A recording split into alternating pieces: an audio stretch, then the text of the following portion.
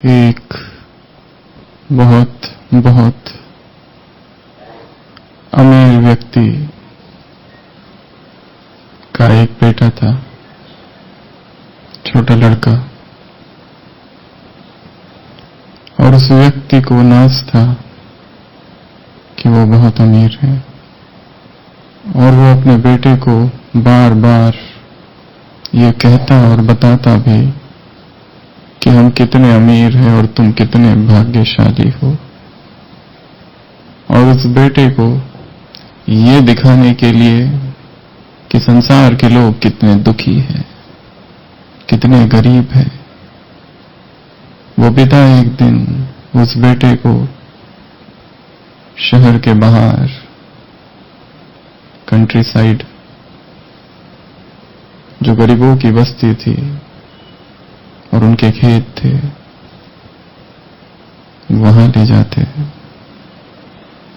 और उस बेटे के साथ कुछ दिन गरीबों के बीच में रहते हैं और फिर वापस आते हैं। पिता सोचता है कि अब बेटे को शायद पता चल गया होगा कि दुनिया में कितनी गरीबी है और कैसे वो लोग जीते हैं, क्या खाते हैं, क्या पीते हैं। वो पिता अपने बेटे से पूछता है कि तुमने क्या सीखा, क्या देखा। तो बेटा कहता है, मैंने ये देखा कि हम लोग के पास आंगन है और उनके पास बड़ा सा खेत है। मैंने ये देखा कि हमारे पास नौकर है जो हमारे लिए काम करते हैं और उनके पास वो स्वयं काम करते हैं। मैंने ये देखा हमारे पास लाइट्स है, उनके पास सितारे हैं। मैंने ये देखा कि हमारे पास सुरक्षा के लिए ये दीवारें हैं, उनके पास सुरक्षा के लिए उनके दोस्त हैं, मित्र हैं। वो कहता है, मैंने ये देखा हमारे पास तालाब है, उनके पास नदियां बहती है। वो कहता है, हम भोजन खाते, हमारे लिए बनाने वाला कोई और है, वो खुद भोजन बनाते हैं।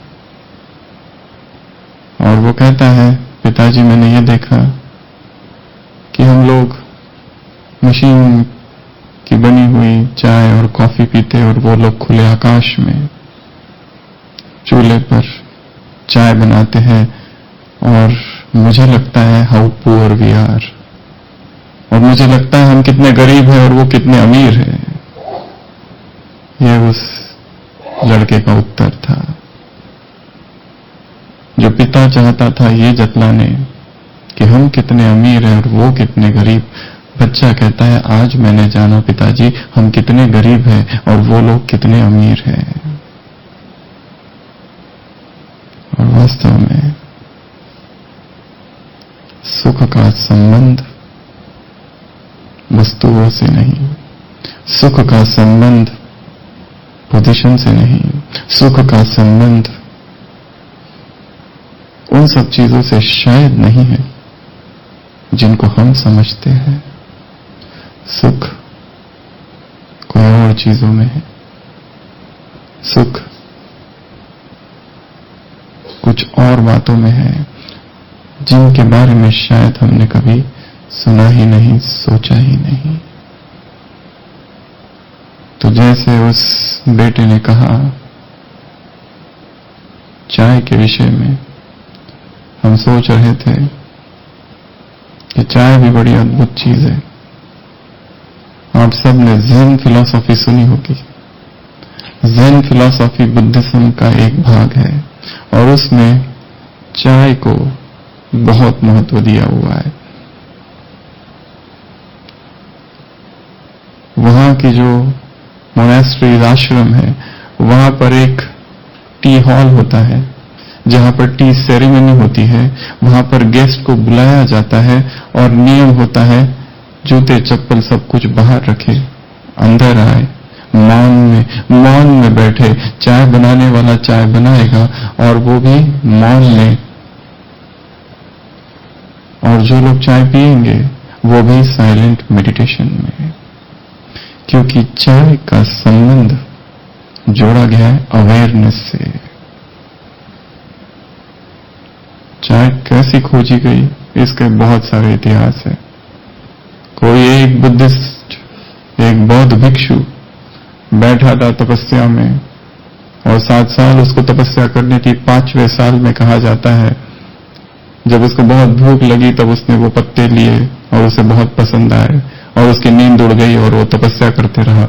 वहां से उसकी खोज हुई। और ऐसी बहुत सारी कहानियां हैं। टी कैसे आया चीन से भारत, और फिर भारत से कैसे सब जगह फैला, कैसे ईस्ट इंडिया कंपनी वो फैक्ट्री चालू की, और बहुत सारी बातें हैं। उन सब बातों में हम नहीं जाएंगे। आज कुछ ऐसी गहरी बातों की हम चर्चा करेंगे, केवल चर्चा नहीं परंतु अनुभव भी। जैसे कहा, टी अर्थात अवेयरनेस। जब कोई गुरु उस फिलॉसफी में अपने शिष्य को टी देता है, अर्थात वो उसकी चेतना को जागृत करता है, जगाता है। आध्यात्मिक जागृति, एनलाइटनमेंट, क्रांति। एक दूसरी छोटी कहानी है जिसमें बहुत सारे विद्यार्थी जो कि अभी बहुत सक्सेसफुल, कोई बिजनेसमैन बन गया, कोई कुछ बन गया। एक बार सब लोग दोस्त मिलते हैं जो बचपन के दोस्त थे और जिन्होंने पढ़ाई साथ में की थी, और वो अपने प्रोफेसर से मिलने जाते हैं जिन्होंने कभी उनको पढ़ाया था, और उनके घर में जाकर उनसे सारी जिंदगी भर की तकलीफों की चर्चा करते हैं कि जीवन में कैसा संघर्ष है, कितनी लड़ाई है, कितना इसमें खींचातान है, और कैसे हम दिन रात सुख के पीछे भागते हैं परंतु हाथ में कुछ भी नहीं आता है। इतना सब कुछ पा लिया, इतनी बड़ी बड़ी पोजीशंस पर है, परंतु फिर भी ये दुख, ये पीड़ा, ये दर्द, ये वेदना, ये संघर्ष, ये स्ट्राइफ क्यों? जब इस तरह की वो चर्चा कर रहे होते हैं, वो प्रोफेसर उठते हैं और किचन में जाते हैं, चाय बनाते हैं और अलग अलग प्रकार के कप, पोर्सिलिन, कोई ग्लास का, या अलग अलग प्रकार के, कोई बहुत महंगे, कोई सस्ते, वो चाय की केटली और वो सारे कप बाहर लेके आते हैं और कहता है, सर्व योरसेल्फ, आप लोग खुद ले लो। सब लोग अपने अपने कप, ढेर सारे कप होते हैं, चाय लेते हैं। वो प्रोफेसर एक बात नोटिस करता है और कहता है, देखो तुम सब लोगों ने वो कप लिए जो बहुत अच्छे थे, बहुत डेकोरेटिव थे, बहुत महंगे थे, और वो सारे कप छोड़ दिए जो सस्ते थे और जो दिखने में ठीक नहीं थे। शायद इसका संबंध जीवन से है। वो जो चाय है वो जिंदगी है, वो जीवन है, और वो जो सारे कप है वो पद है, पोजीशन है, संबंध है, रिलेशनशिप्स है, पैसा है, घर है, संपत्ति है, नाम है, मान है, शान है। वास्तविक इन सब का भी महत्व है, परंतु मूल महत्व है उस चाय का। वो किस में ली जा रही है, अगर उसी के पर फोकस किया जाए तो शायद मूल चीज रह जाती है। और इसलिए सुख की जो कामना है, सुख की जो अभिप्सा है, सुख की जो चाह है, वो रह जाती है और हम कुछ और बातों में इन्वॉल्व हो जाते हैं। क्या हम करें कि जिससे ये जीवन आनंदित हो जाए, सुखी हो जाए। और हर व्यक्ति की कामना सुख की है, प्रेम की है, आनंद की है, परंतु एक मूलभूत भूल मनुष्यता से हुई है कि हमने इन सुखों को संसार में ढूंढा। इंग्लिश में बहुत अच्छी कहावत है, the soul is infinite and the infinite can not be satisfied by anything which is finite. आत्मा अनंत है और अनंत की प्यास केवल अनंत ही बुझाएगा। संसार की जो बातें हैं, संसार की जो चीजें हैं, वो आदि अंत वाली है, वो कभी भी आत्मा की प्यास नहीं बुझा सकती। इसलिए शरीर के सारे सुख उसको देने के बाद में भी आत्मा प्यासी रह जाती है, भूखी रह जाती है, मृत्यु शैया पर रहती है, परंतु फिर भी वंस मोर की कामना से ही व्यक्ति शरीर छोड़ता है,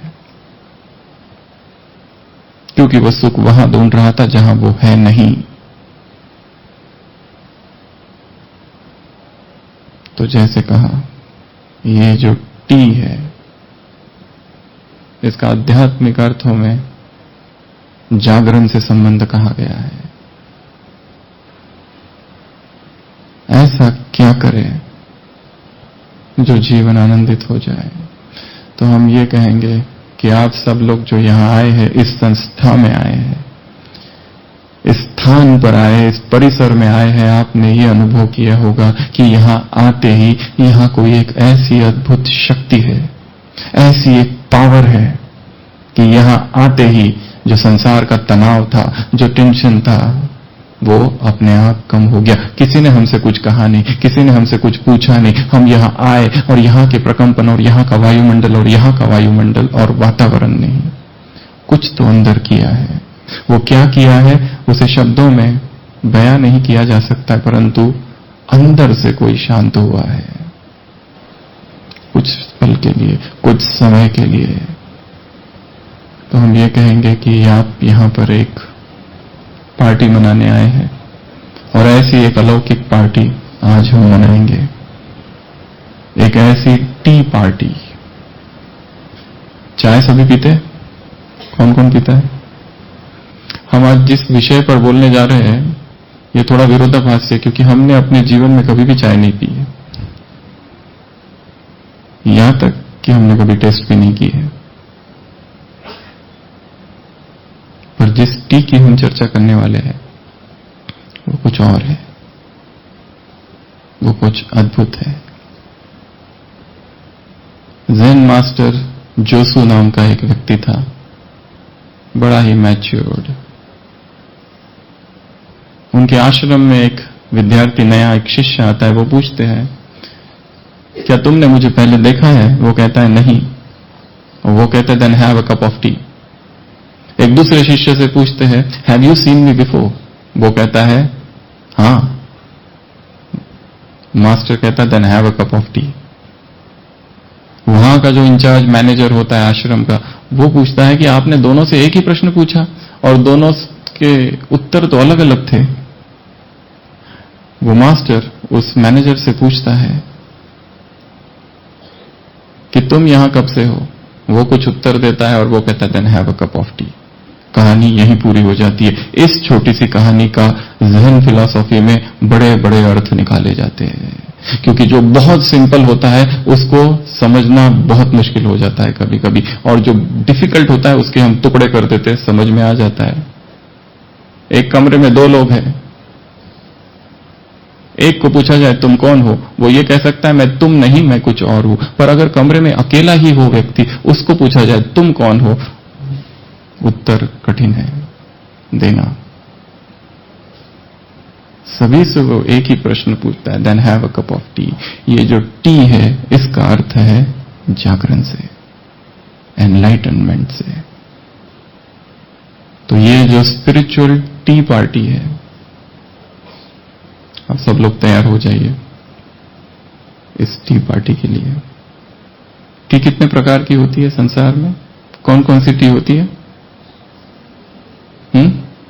green tea, herbal tea, Indian T, China T, hybrid T, बहुत सारी टी होती है। इस क्लास में हम 21 प्रकार की अलग अलग टी। टी शब्द आया है टा, चा से। एक चा नाम का पर्वत था, इसलिए चीन में उसे चा, हिंदी में चाय, चाह, इंग्लिश में टी, ऐसे अलग अलग अर्थ हुए उसके, और वो भारत भर में और विश्व भर में फैल गया। इस क्लास में हम देखेंगे ऐसे वो कौन सी टी है जो हमको अपने जीवन में धारण करनी है।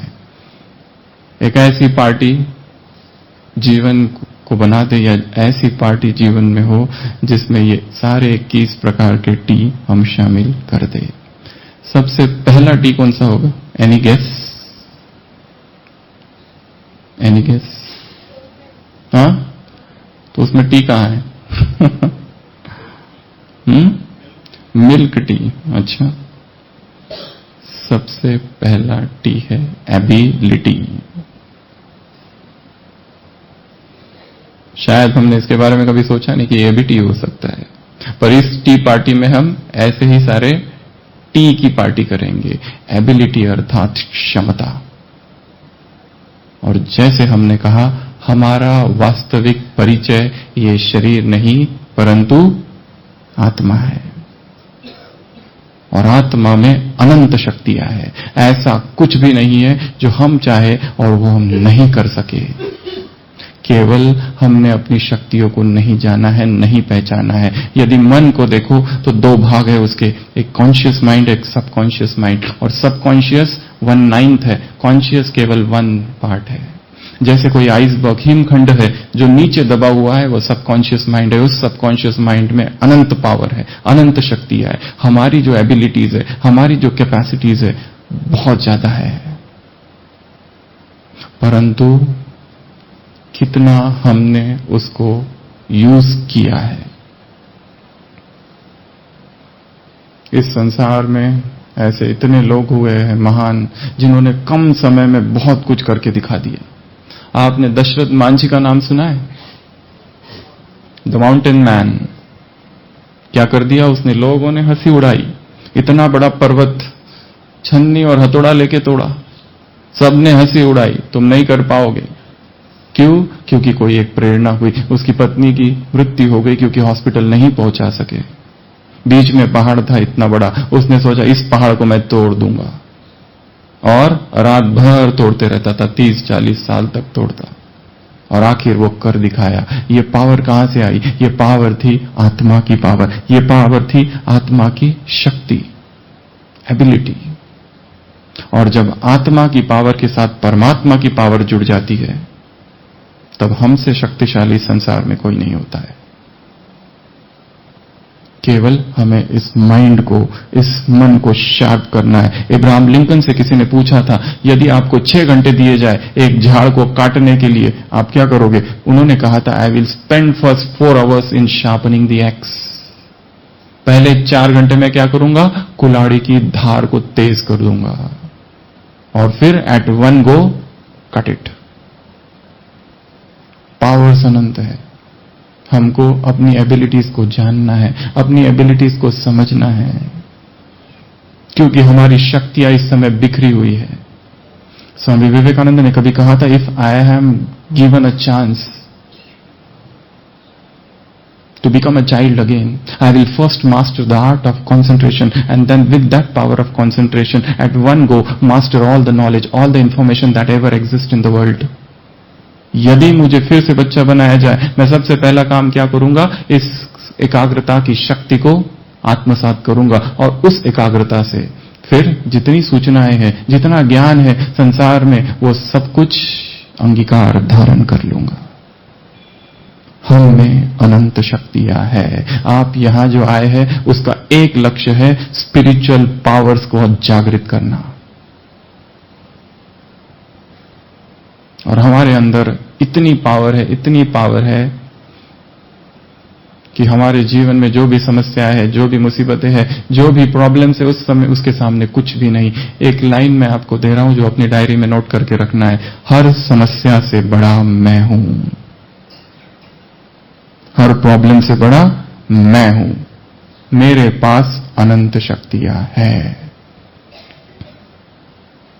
और शक्तियां जागृत कैसे होती है? याद दिलाने से स्वयं को। जैसे हनुमान जी अपनी शक्तियां भूल बैठे थे, उस जामवंत ने याद दिलाया, उस तरह हम भी अपनी शक्तियां भूल गए बैठे हैं और रो रहे हैं कि हम शक्तिहीन हैं, हमसे ये नहीं होता, हम ये नहीं कर पाएंगे। क्यों नहीं कर पाएंगे? ऐसा कुछ भी नहीं है जो हम नहीं कर सकते। अगर एक व्यक्ति कर सकता है तो सब कर सकते हैं। और जैसे आपने यहां अनुभव किया होगा, आत्मा के साथ एक और शक्ति जुड़ी हुई है, वो है परमात्मा शक्ति। तो सभी अलर्ट होके बैठेंगे, उस शक्ति का आह्वान, आंखें बंद, और अनुभव करेंगे कि वो पावर मेरे साथ है और मैं सर्वशक्तिवान हूं।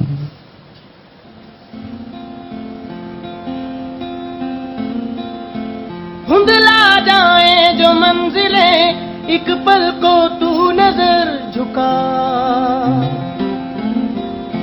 झुक जाए सर जहां वहीं मिलता है रब का रास्ता।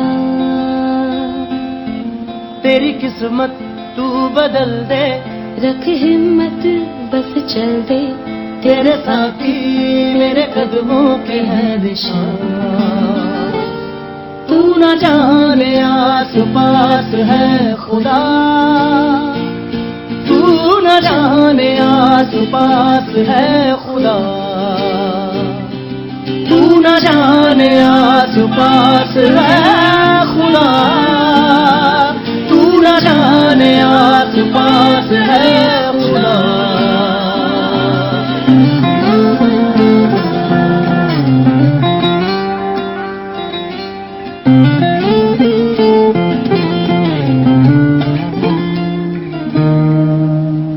खुद पे डाल तू नजर, हालातों से हार कर कहाँ चला रे। हाथ की लकीर को मोड़ता मरोड़ता है हौसला रे। तो खुद तेरे ख्वाबों के रंग में तू अपने जहां को भी रंग दे, कि चलता हूँ मैं तेरे संग में। हो शाम भी तो क्या, जब होगा अंधेरा तब पाएगा दर मेरा, उस दर पे फिर होगी तेरी सुबह। तू न जाने आस पास है खुदा, तू न जाने आस पास है खुदा, तू न जाने आस पास है खुदा, तू न जाने आस पास है खुदा।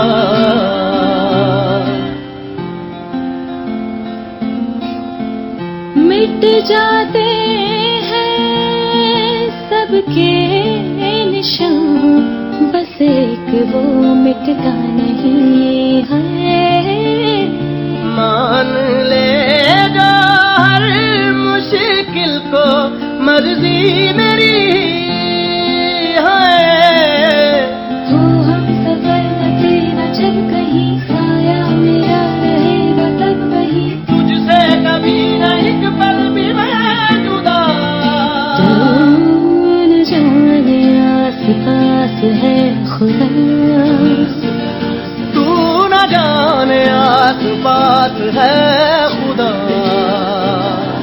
तू न जाने आस पास है खुदा, तू न जाने आस पास है खुदा।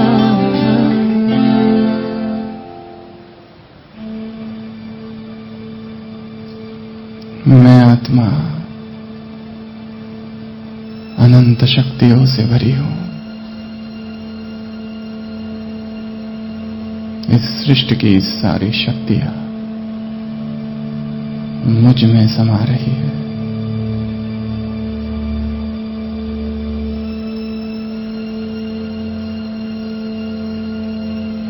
मेरा हर संकल्प शक्तिशाली है, मेरा हर बोल शक्तिशाली है, मेरा हर कर्म शक्तिशाली है।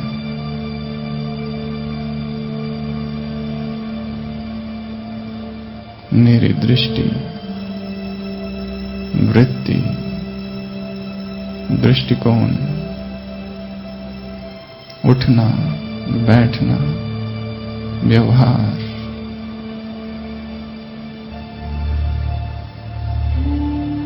जीवन की हर बात में शक्ति समाई है।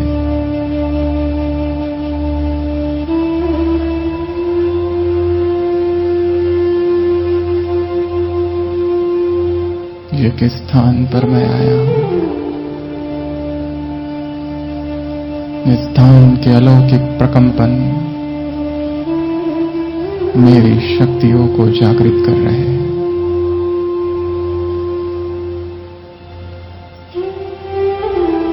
सारी दुर्बलता, सारी वीकनेस समाप्त। अपने भाग्य का मैं रचता हूं।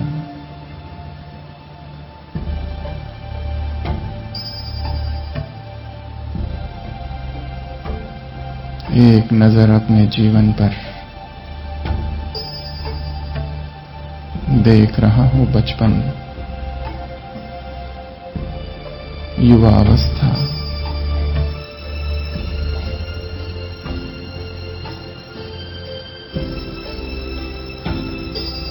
वर्तमान जीवन, कार्य व्यवहार। वो कौन सी बातें थी जिन्होंने मुझे कमजोर कर दिया?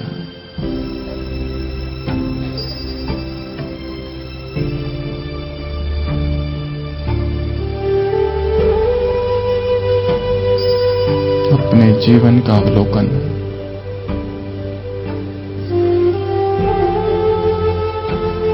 गहन मौन, अव्यक्त वायुमंडल,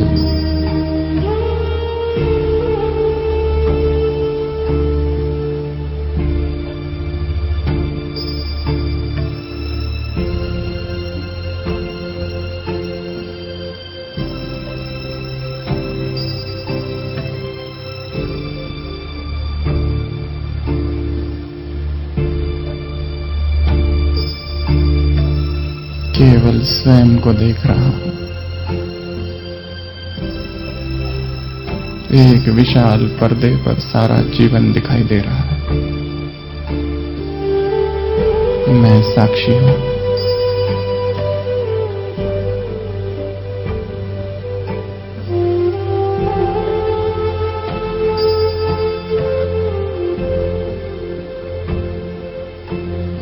और यहां बैठे बैठे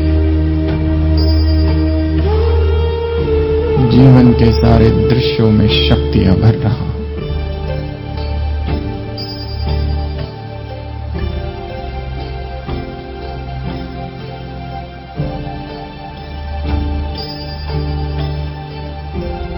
स्वयं को देख पा रहा हूं दूर से,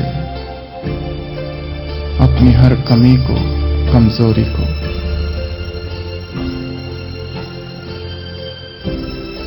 देख रहा हूं मेरे रिश्ते, मेरे संबंध कैसे हैं, परिवार वालों को,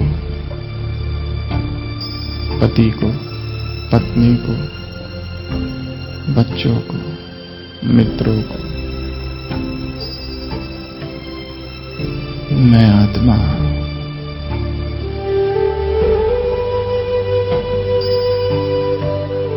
परम शक्ति का अनुभव कर रही।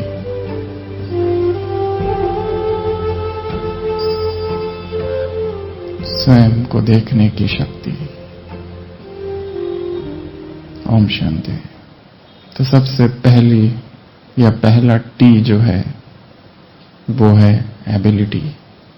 इस एबिलिटी को वापस लाना है जीवन में, और वो आएगा अपने आप को जानने से, अपने आप को देखने से। क्योंकि हम इतने जुड़े हुए हैं, अटैच्ड है स्वयं से। जब तक स्वयं को स्वयं से डिटैच करके दूर से नहीं देखते, तब तक ये जीवन में क्या है दिखाई नहीं देगा। एक बहुत बड़े वैज्ञानिक ने अपने जीवन के विषय में लिखा है, I have spent my life in atoms and molecules and towards the end of my life I feel life has slipped through my fingers. सारा जीवन संशोधन में बिताया, परंतु जीवन के अंत में ऐसा क्यों लग रहा है कि जीवन रिक्त ही रह गया, हाथों से जैसे निकल गया। जो करना था वो किया ही नहीं, जो पाना था वो किया ही नहीं। कुछ और ही पाते रहे, कुछ और ही करते रहे। और जिसने जीवन की रिक्तता को नहीं भरा, तो सबसे पहली है एबिलिटी। अपनी एबिलिटीज, अपनी क्षमताओं को जानना, यह सबसे पहला टी है जिसको रोज पीना है। क्योंकि हम अपनी एबिलिटी से बहुत कम कर रहे हैं जो कर सकते हैं। दूसरा है ब्यूटी, दूसरा टी है ब्यूटी। और संसार में सबसे बड़ी ब्यूटी कौन सी है? सबसे बड़ी ब्यूटी कौन सी है? जिसका शरीर सुंदर है वो सबसे सुंदर है? सबसे सुंदर कौन है इस संसार में? जिसका चरित्र निर्मल है, जिसका कैरेक्टर स्पॉटलेस है, बेदाग है, जिसमें प्यूरिटी है, पवित्रता है। बाइबल में लिखा है, blessed are the pure in heart for they shall see the kingdom of God. यदि हमारे हृदय में षड्यंत्र है, छल है, कपट है, तो कभी भी हम शांत नहीं हो सकते। क्योंकि सुख और शांति दो बच्चे हैं। किसके? पवित्रता के। पवित्रता की गोद में सुख और शांति खेलते हैं। जहां पर सुख नहीं और शांति नहीं जीवन में, समझ लेना वहां पर पवित्रता नहीं है। जरूर कोई अपवित्रता है, जरूर कोई इंप्योरिटी, कोई कंटैमिनेशन, कोई एडल्ट्रेशन हुआ है, कोई खाद पड़ी है। अध्यात्म का एक ही लक्ष्य है, आत्मशुद्धि, सेल्फ प्यूरिफिकेशन। कितना हमने अपने चित्त को पवित्र बनाया है, सभी विकारों से मुक्त किया है। वास्तविक सौंदर्य जो है वो है प्यूरिटी का सौंदर्य। इस स्थान पर आप आए, हर एक कितनों को ऐसा लगा कि इस स्थान में कुछ तो है। कितनों को लगा कि कुछ तो अलौकिक शक्ति है यहां पर, जो संसार में नहीं है। किसी मार्केट, किसी बस स्टैंड, किसी एयरपोर्ट में जो प्रकंपन है और यहां जो प्रकंपन है, इसमें अंतर है। क्यों? क्योंकि यहां एक शक्ति है और वो शक्ति है प्यूरिटी की शक्ति। यहां जो शक्ति है वो शक्ति है ब्रह्मचर्य की शक्ति। जितनी चेतना शुद्ध होगी उसमें पावर आएगी। आज सारे संसार शक्तिहीन क्यों है? क्योंकि सब जगह हर मन में काम विकार और काम वासना समाई है। हवाओं में काम विकार है। हर मीडिया, हर चैनल, हर किताब, हर नॉवेल शरीर के इर्द गिर्द घूम रहा है। शरीर ही है जिसे संसार के लोग प्रेम, मोहब्बत, इश्क कहते हैं, वो दमित कामना है केवल। That's not love. Love has nothing to do with body. प्रेम तो शरीर से ऊपर होता है। अपनी वासना को ही प्रेम का नाम दिया है, देते हैं और वही दिखाते हैं। इसलिए there is a frustration everywhere. सबसे ज्यादा शक्ति, सबसे ज्यादा पावर जो है वो है प्यूरिटी में। और जितने महान कार्य संसार में हुए हैं, म्यूजिक, आर्ट, लिटरेचर, सब कार्य प्यूरिटी की अवस्था में हुए हैं। सभी कार्य, बड़ी बड़ी कविताएं जो लिखी गई है प्रकृति के सानिध्य में, उस पवित्र वातावरण में लिखी गई है। ए.आर. रहमान ने कहीं लिखा है या कहीं कहा था, when I have to compose a new music I detach myself from everything, I go in an isolated stage. वहां पर मैं ये भी भूल जाता हूं कि ये जो गीत मैं लिखूंगा, ये जो संगीत मैं लिखूंगा, ये बहुत प्रसिद्ध होगा, बहुत फेमस होगा, मुझे तारीफ होगी, मुझे अवार्ड मिलेगा। ये सब विचारों को मैं बाहर कर देता हूं, तभी जाकर मैं कोई नया संगीत प्रोड्यूस कर सकता हूं, क्रिएट कर सकता हूं। आत्मा की सबसे ज्यादा शक्ति जो है पवित्रता है, और आत्मा का ये मूल स्वभाव है। हमारा मूल स्वभाव अपवित्रता नहीं है।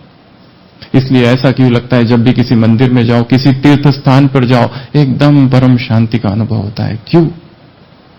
क्योंकि हम अपने स्वभाव के नजदीक आते हैं वहां पर, और जैसे ही संसार में चले जाते हैं और संसार के वायुमंडल में खो जाते हैं, शक्तियां कम हो जाती है। आप जो यहां आए, यहां आना सफल तभी होगा जब यहां से संकल्प करके जाएंगे कि आज के बाद जीवन में किसी भी प्रकार की अपवित्रता को आने नहीं देंगे। हमारा जीवन शुद्ध हो जाए, पवित्र हो जाए, निर्मल हो जाए। इसी में बहुत बल है, इसी में आनंद है। ऐसा आनंद पवित्रता में जो आनंद है और संसार में कहीं पर भी नहीं है। पवित्रता में जो शक्ति है संसार में कहीं नहीं है। ब्यूटी जो है, सबसे बड़ी ब्यूटी वो है प्यूरिटी। निर्मल मन जन सो मोहि पावा, मोहि कपट छल छिद्र न भावा। रामचरितमानस में श्री राम जी कहते हैं कि मुझे निर्मल मन जन सो मोहि पावा, मुझे जो निर्मल मन के है वो मुझे प्रिय। मोहि कपट छल छिद्र, कपट करने वाले, छल करने वाले और दोष देखने वाले मुझे प्रिय नहीं है। मुझे ऐसे लोग प्रिय है जो बहुत शुद्ध है, बहुत निर्मल है, बहुत पवित्र है। तो इस पवित्र वायुमंडल में हमें पवित्र संकल्प करने हैं, क्योंकि लॉ ऑफ वाइब्रेशंस कहता है कि जो भी इस संसार में जो कुछ है सब वाइब्रेट हो रहा है। ये मोबाइल रखा हुआ ऐसा लग रहा है ये हिल नहीं रहा है, परंतु इलेक्ट्रॉन माइक्रोस्कोप से देखो तो अंदर अंदर अंदर सब कुछ हिल रहा है। दिस एंटायर यूनिवर्स, ये सारा कायनात समुद्र है प्रकंपन का। हम जो सोच रहे हैं ऐसा न सोचो कि वो दूसरों तक नहीं पहुंच रहा है। यदि हम किसी के बारे में बुरा सोच रहे हैं और ऊपर से अच्छा बोल रहे हैं, उस तक वो वाइब्रेशन जरूर जाएंगे। हम यहां पर बैठकर आपसे जो बातें कर रहे हैं, अगर इस बातें करने में झूठ है, असत्य है, दिखावा है, ढोंग है, आडंबर है, तो आपके दिल को वो पता चल जाएगा, चाहे हम कितना भी ऊपर से अच्छा कहें, क्योंकि vibrations reaches first before the speech. शब्द तो कान में बहुत बाद में पड़ रहे, पहले प्रकंपन पड़ रहे हैं। और एक बात, जो सबसे बड़ा स्पीच आप सुनेंगे यहां पर, वो यहां बैठा जो है उसके द्वारा नहीं, इस परिसर में ऐसे बहुत लोग हैं जिनको तो ये भी नहीं पता होगा कि यहां कॉन्फ्रेंस चल रही है, यहां कोई रिट्रीट चल रही है। वो अपनी सेवाओं में इतने मगन हैं, उनको कुछ पता भी नहीं। उनसे जाकर पूछो एक ही प्रश्न कि आप यहां क्यों आए। वो जो उत्तर देगा अपनी टूटी फूटी भाषा में, चाहे उसे व्याकरण का ज्ञान भी नहीं, उसे हिंदी भी नहीं आती पूरी तरह से, पर वो जो उत्तर देगा that will be the greatest speech. वो नहीं जो हम यहां सुना रहे हैं, क्योंकि वो जो सुनाएगा वो अनुभव सुनाएगा। और इस संसार में अनुभव से बड़ा कोई और भाषण नहीं। एक व्यक्ति अपने जीवन का अनुभव सुनाता है कि कैसे वो इस स्थान पर पहुंचा और कैसे जीवन में क्रांति आ गई। Religion in one word is realization. कितने किताबें पढ़ो, पंडित बन जाओ, परंतु धर्म अर्थात अनुभूति एक ही शब्दों में, तो सभी फिर से अलर्ट होकर बैठेंगे। अपने आप को इतना रिलैक्स कर दो, दोनों पैर रिलैक्स, मन पर कोई दबाव नहीं, कोई प्रेशर नहीं, कुछ नहीं। उसको अपने वास्तविक निज स्वरूप में स्थित हो जाने दो और अनुभव करेंगे स्वयं के स्वरूप का। मन स्थिर, बुद्धि एकाग्र।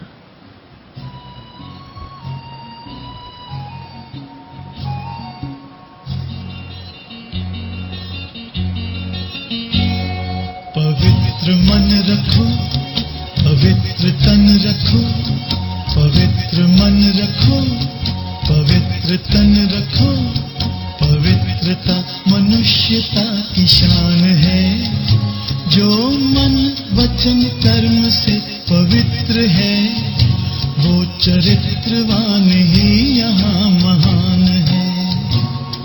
पवित्र मन रखो, पवित्र तन रखो, पवित्रता मनुष्यता की शान है, जो मन वचन कर्म से पवित्र है, वो चरित्रवान ही यहाँ महान है।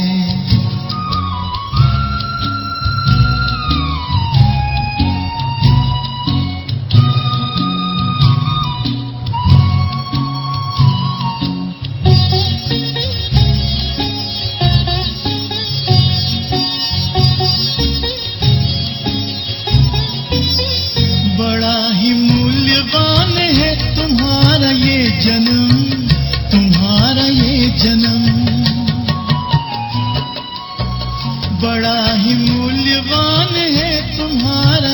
जन्म, तुम्हारा ये जन्म। जगत की कर्म भूमि में करो भले कर्म, करो भले कर्म। अच्छे रखो विचार, उत्तम करो व्यवहार। अच्छे रखो विचार, उत्तम करो व्यवहार। आदर्श व्यक्ति की ये पहचान है, जो मन वचन कर्म से पवित्र है। वो चरित्रवान ही यहाँ महान है। पवित्र मन रखो, पवित्र तन रखो। पवित्रता मनुष्यता की शान है।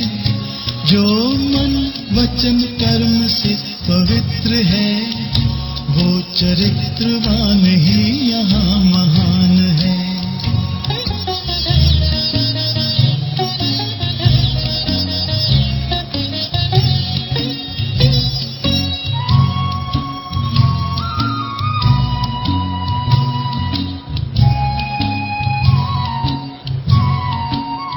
तुम अपनी आँख में अमृत रखो विमल विमल, सदा विमल विमल।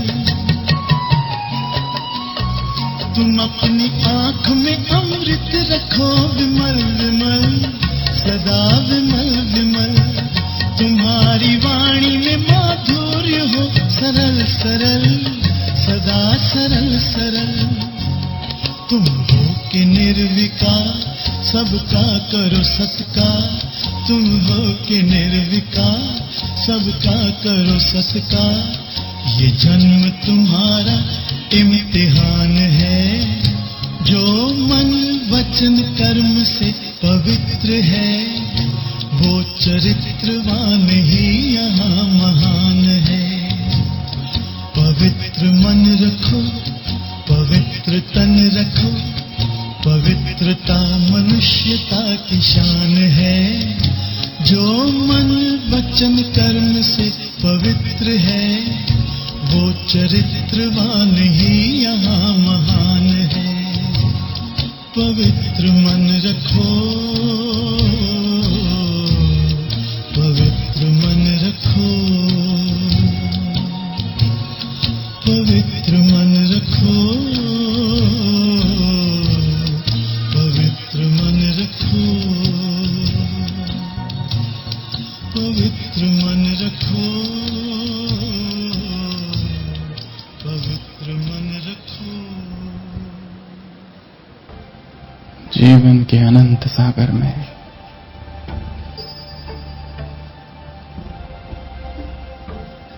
मैं स्वयं को देखता हूं।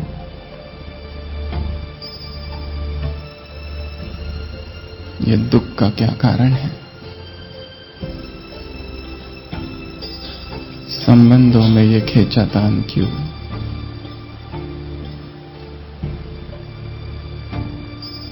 क्यों बार बार उदासी?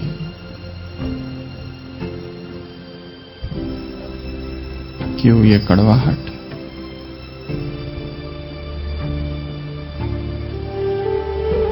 दूर पहाड़ी पर बैठा मैं अपने जीवन के सारे दृश्यों को देखता हूं और इस निष्कर्ष पर पहुंचता हूं कि जब जब जीवन में अपवित्रता आई, मैं दुखी हो गया। जब जब प्रेम को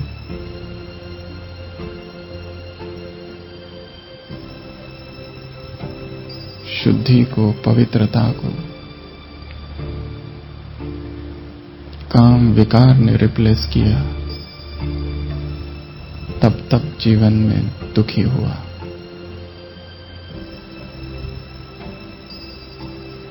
आज मैं आत्मा संकल्प करती हूं,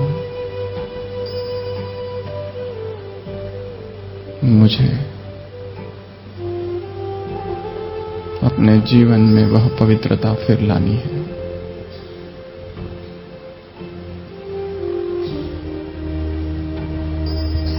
तभी ये जीवन सुखी हो सकेगा। ये जो भय है, ये जो इनसिक्योरिटी है, कहीं ना कहीं सबके पीछे काम और कामनाएं हैं।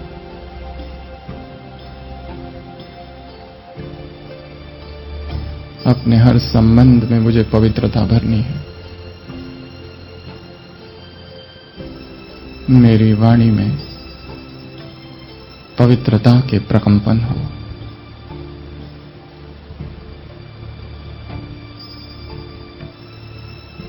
मैं जो देखूंगा केवल पवित्र दृश्य ही देखूंगा।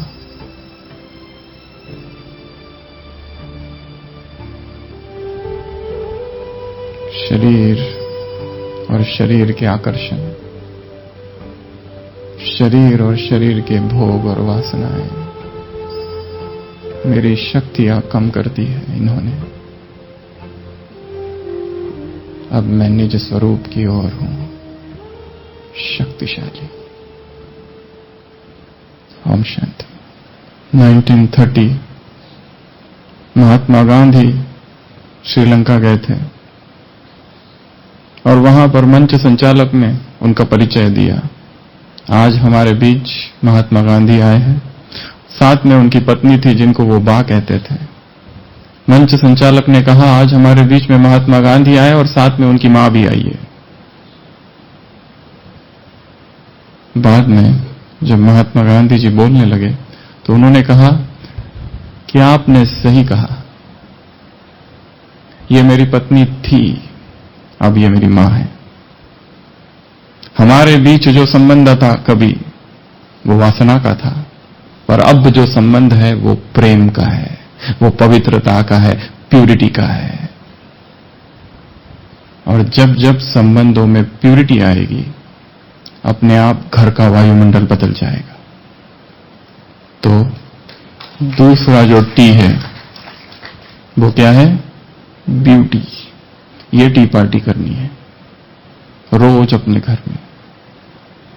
अगर हमारे घर कोई आए तो उसे लगे किसी आश्रम में प्रवेश कर रहा है, इतनी उसमें प्यूरिटी हो, इतने वहां के प्रकंपन शक्तिशाली हो कि मन शांत हो जाए, चेतना शुद्ध स्थिर हो जाए कि हमारे घर का वायुमंडल ऐसा है जैसा किसी मंदिर का। यदि नहीं तो यहां से संकल्प करके जाना है, ऐसा हमें बनाना है और वो बनेगा विचारों से। तीसरा टी है चैरिटी। इंग्लिश में कहावत है, चैरिटी बिगिंस एट होम। मुझे सबसे पहले किसको बदलना है? स्वयं को। सूफी संत बायजीत ने कहीं लिखा है, जब मैं बहुत छोटा सा था मुझे लगता था सारी दुनिया बदल दूंगा, क्रांति लाऊंगा संसार में, सब कुछ बदल के रख दूंगा। जब थोड़ा बड़ा हुआ तो पता चला ये संभव नहीं है, सारी दुनिया को बदलना बहुत मुश्किल है। उसने सोचा मैं अपने देश को बदल दूंगा, देश को तो बदल ही सकता हूं। और थोड़ा बड़ा हुआ, पता चला देश को भी नहीं बदला जा सकता है, पर हां मैं अपने परिवार को तो जरूर बदलूंगा। मेरी पत्नी है, मेरे बच्चे, ठीक करूंगा एक एक को पकड़ पकड़ के। फिर वो कहता है अब बूढ़ा हो गया, अब समझ में आया है क्या कि मैं अपने परिवार को भी नहीं बदल सकता, मैं केवल एक ही व्यक्ति को बदल सकता हूं संसार में, और वो कौन है? मैं स्वयं। कब तक मैं कहूंगा ये करो, वो मत करो, ऐसा करो, वैसा करो? और हमारी ये टेंडेंसी है कि हम अपनी इच्छाओं को अपने बच्चों पर थोपते हैं, लादते हैं। किसी कवि ने कहा है, खलील गिब्रान ने, your children are not your children, they are from you not for you. वो तुमसे है पर तुम्हारे लिए नहीं है। वो एक आत्मा है, अपनी उनकी पहचान इंडिविजुअलिटी है। हां, उनको शिक्षा दी जा सकती है, उनको अच्छी बातें सुनाई जा सकती है, पर जरूरी नहीं है कि वो करेंगे जो तुम चाहते हो। और यही दुख का कारण है कि हम अपनी एक्सपेक्टेशंस को दूसरों पर लादते हैं और वो एक्सपेक्टेशन कभी पूरी नहीं होती है, इसलिए बहुत दुखी होते हैं। सबसे पहली दया जो हमको करनी है वो स्वयं पर करनी है। Charity begins at home. सबसे पहला परिवर्तन जो करना है अपने आप से चालू करना है। ये परिवर्तन की प्रक्रिया मुझे बदलना है। और ये अहंकार को बड़ी चोट है क्योंकि हम चाहते हैं कि तुम बदलो, हम क्यों बदले?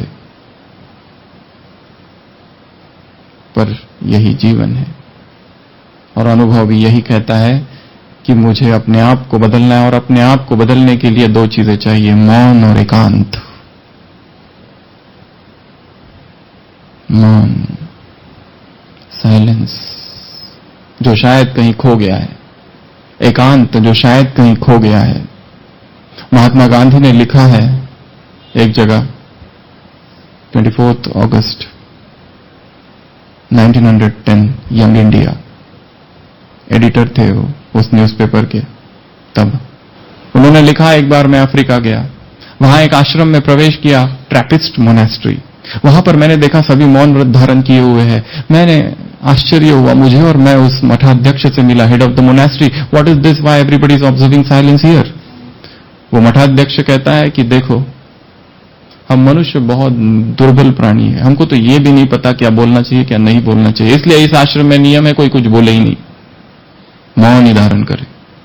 इस बात का उनके मन पर इतना गहरा प्रभाव पड़ा कि सारे जीवन भर every Monday he used to observe silence, एक दिन पूरा मौन। और हम चाहेंगे कि जब तक आप यहां हो, बहुत सी बातें सुनने को मिलेगी, परंतु आंतरिक मौन रहे और स्वयं की चेकिंग करते रहे। ये यहां सुन रहा हूं और ये मेरा जीवन है, यहां की दिनचर्या और वहां की दिनचर्या में क्या अंतर है? वो सुबह उठना, वो अखबार, वो भागना, वो ट्रैवल, वो ऑफिस, वो रिश्ते, वो संबंध, वो इच्छाएं, वो करियर, कहां भाग रहा हूं और क्यों भाग रहा हूं? Stop, statue, silence. तीसरा है चैरिटी, खुद ही पर दया करना है। बहुत सताया खुद को, बहुत तड़पाया अपनी आत्मा को। उसके बाद है डेक्स्ट्रिटी, डेक्स्ट्रिटी अर्थात दक्षता, अपने कर्मों में स्किलफुलनेस। योगः कर्मसु कौशलम, गीता कहती है कि जो योगी है उसके कर्म अपने आप दक्षता वाले हो जाते हैं, स्किलफुल हो जाते हैं, क्योंकि योगी का मन एकाग्र होता है। और हम अगर देखें, हमें कोई टास्क दी जाए, कोई जॉब दिया जाए, कोई टारगेट दिया जाए, कितना मन भटकता है। जितनी एकाग्रता होगी उतना वो फास्ट होगा, और एकाग्रता के लिए योग को अपने जीवन में शामिल करना है। जो यहां से आप सीख कर जाएंगे वो केवल एक दिन के लिए नहीं, हमेशा के लिए है। आपने देखा होगा यहां पर लोग कितने बजे उठते हैं? कितने बजे उठते हैं? प्रातः स्मरामि हृदि संस्फुरदात्म तत्वम सच्चित सुखम परमहंस गतिम तुरीयम तद ब्रह्म निष्कलमहम न च भाति भूत संगम, न च भाति भूत संगम। I am not this assemblage of body, मैं ये देह नहीं, परंतु मैं वो शुद्ध चेतना हूं। उस शुद्ध चेतना में सुबह सुबह प्रातः स्मरामि, जब आत्मा टिक जाती है, एक शक्तिशाली वायुमंडल यहां क्रिएट हो जाता है। सुबह सुबह देखो 4 बजे कैसे वायुमंडल होता है यहां, पिन ड्रॉप साइलेंस, सन्नाटा छा जाता है जैसे। इससे भी ज्यादा शक्तिशाली ऊपर माउंट आबू में पांडव भवन, वहां कुछ लोगों का उठने का टाइम है 2 बजे, ऐसा सन्नाटा छाता है। और वहां पर अभ्यास, मैं देह नहीं, मैं कोई और हूं, और आत्मा उड़ती है ऊपर आकाश में, और वहां जाकर जीवन के सारे प्रश्नों का जैसे उत्तर मिल जाता है। क्योंकि शरीर में रहते रहते रहते रहते और समस्याओं के बारे में सोचते सोचते कुछ हल नहीं मिल पाता। डिटैचमेंट जब तक नहीं, तब तक कोई भी प्रॉब्लम हल नहीं हो सकता। डिटैचमेंट फ्रॉम वंस बॉडी, सुबह सुबह उठने का अभ्यास, और वो आदत की बात है। आदत बनने के लिए 21 दिन लगते हैं, शुरुआत 3 दिन से करनी है, धीरे धीरे आदत हो जाएगी मन को।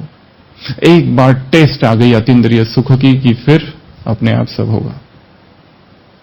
आत्मा डूब जाए उस आनंद के सागर में। अब तक डूबी रही सेंसुअल प्लेजर्स में, सेंस ग्रेटिफिकेशन में, भोग और विलास में, अब उसे तपस्वी बनाना है। और किसी जंगल में जाकर नहीं, अपने ही घर में रहकर, तब कर्मों में कुशलता आएगी। कहीं भागकर कुछ भी नहीं करना है, और कुछ किया भी नहीं जा सकता है। कहीं भागोगे तो किसी जंगल की गुफा में, वहीं पर सुपर बाजार मन में क्रिएट हो जाएगा। इसके लिए कहीं नहीं जाना है, जहां है वहीं पर ना स्थान बदलेगा, ना व्यक्ति बदलेंगे, ना परिस्थिति बदलेगी, तुमको ही बदलना है। जिस स्थान पर है वही स्थान रहेगा, जिन व्यक्तियों के साथ काम कर रहे हो वही बॉस रहेगा, जो परिस्थिति है वो भी वही रहेगी। बदलना किसको है? मुझे। मैं जब बदल जाता हूं अपने आप सब बदल जाएगा। डेक्स्ट्रिटी अर्थात कुशलता, कर्म कुशलता है। उसके बाद है इक्वैनिमिटी। इक्वैनिमिटी अर्थात स्थिरता, अचल अडोलता। गीता में शब्द प्रयोग किया गया है स्थित प्रज्ञ योगी, अर्थात जीवन में अच्छा हो बुरा हो जो कुछ हो रहा है सब आउटसाइड है, inside I should remain stable. जैसे एक यंग गर्ल जो कि किसी ऑफिस में काम करती है, इतनी परेशान हो जाती है अपने ऑफिस से, अपने दादी मां के घर जाती है और कहती है, दादी मां ये क्या है, जीवन में इतना संघर्ष, सब लोग षड्यंत्र करते हैं, सब लोग झूठ बोलते हैं, धोखा देते हैं, ऑफिस में कुछ ना कुछ करते रहते हैं, क्या यही जीवन है? तो उसकी दादी मां किचन में जाती है और एक गाजर, एक अंडा और कॉफी की बीन्स, 3 अलग अलग बर्तनों में पानी गर्म करती है, उसमें ये तीनों चीजें डाल देती है। 15 मिनट के बाद वो तीनों बर्तनों को ले आती है और कहती है, देखो क्या हुआ। पहला गाजर गर्म पानी में उबला, नरम हो गया। ये उन लोगों के तरह है, वो गर्म पानी परिस्थिति है जिसमें वो कमजोर हो गया।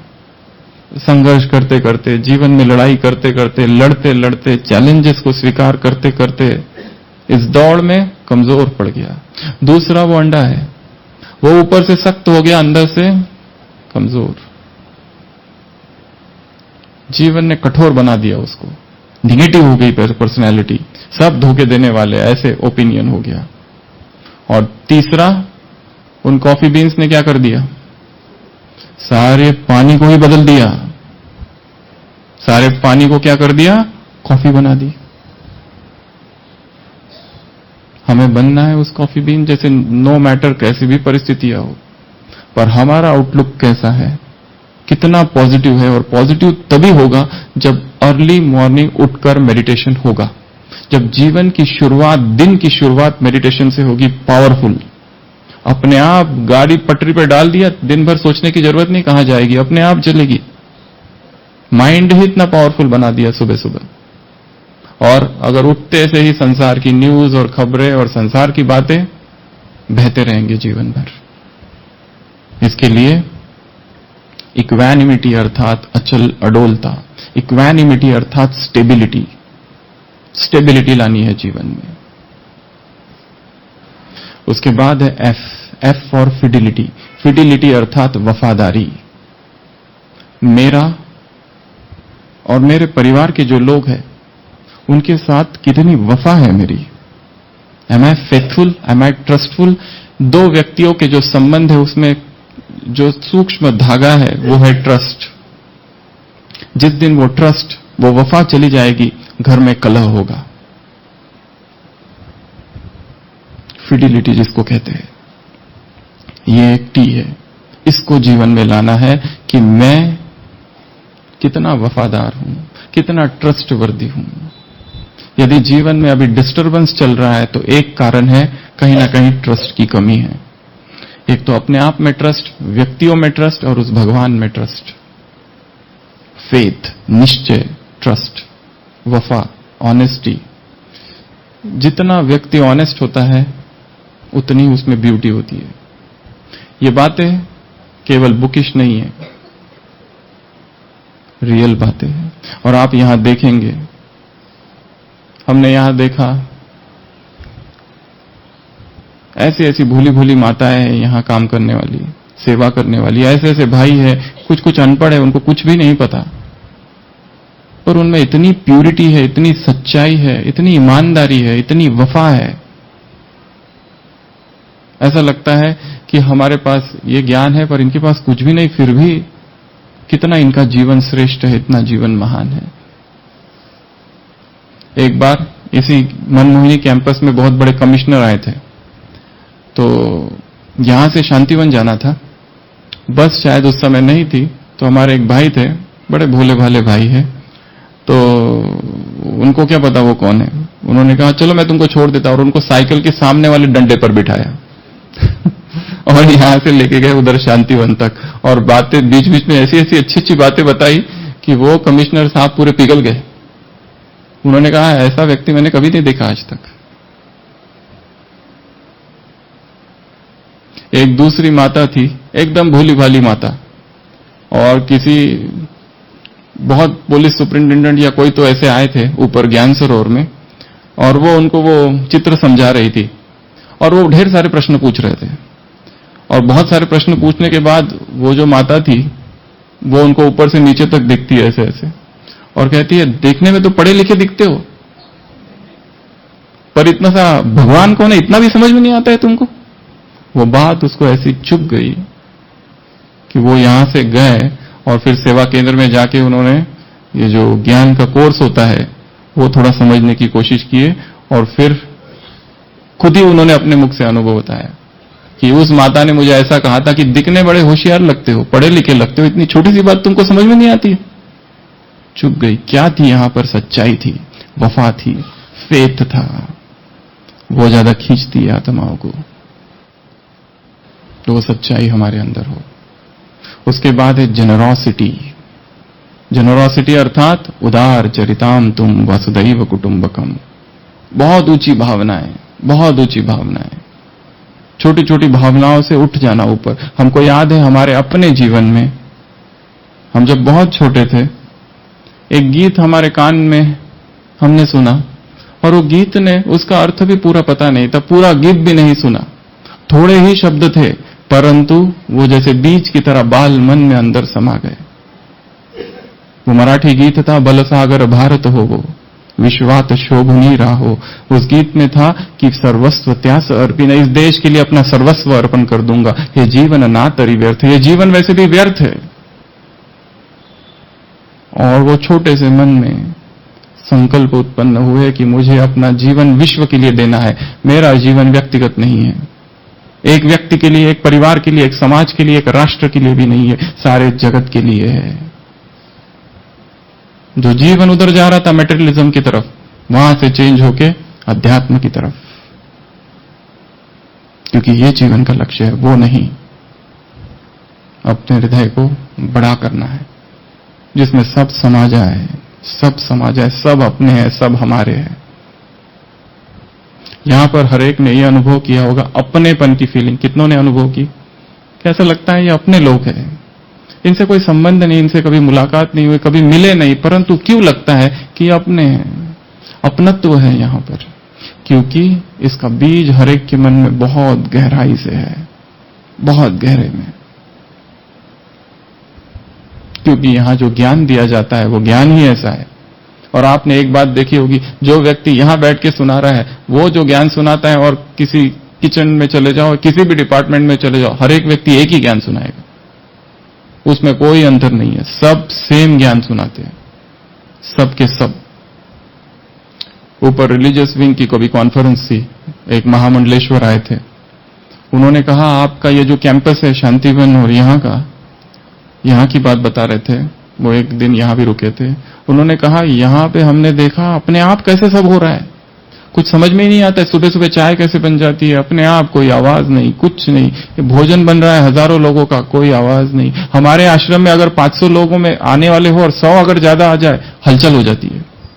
यहां अपने आप हजारों आ रहे और हजारों जा रहे। उसका कारण है ये जो कार्य यहां चल रहा है किसी मनुष्य का नहीं है, इम्पॉसिबल है। जो कार्य यहां चल रहा है वो ईश्वरीय कार्य है। इस संस्था का हेड कोई भी मनुष्य नहीं है, इसको चलाने वाला जो है वो स्वयं वो है। इसके लिए अजीब सा प्रकंपन है यहां पर, अजीब सा वायुमंडल है यहां पर, पता नहीं कौन सी खींच है यहां पर एक। और जो ये बहनें आपको दिखाई देती है ब्रह्मा कुमारी, वो चाहती तो संसार में बहुत कुछ कर सकती थी, पर उनका जीवन तपस्या का जीवन है। स्वामी विवेकानंद ने कभी कहा था, a day will come When Indian lady clad in white shall spread the message of God the world over. एक समय आएगा जब भारतीय नारी श्वेत वस्त्र धारण करेगी और परमात्मा संदेश सारे विश्व में फैलाएगी। वो भारतीय नारी यही ब्रह्मा कुमारी है, और दूसरा कोई हो नहीं सकता। वो जो भविष्यवाणी उन्होंने कभी की थी 1902 से पहले, संस्था की शुरुआत 1936-37 में हुई। जनरस, अपने हृदय को हार्ट बिग करना है। उसके बाद है ह्यूमिलिटी। अगला टी है ह्यूमिलिटी, अर्थात नम्रता। मैं ये हूं, मैं वो हूं, मैं ऐसा करता हूं, मैं वैसा करता हूं, मैंने ये भी किया, मैंने वो भी किया। यहां पर आप देखेंगे हर एक शब्द प्रयोग करता है। आप क्या करते हो? मैं सेवा करता हूं।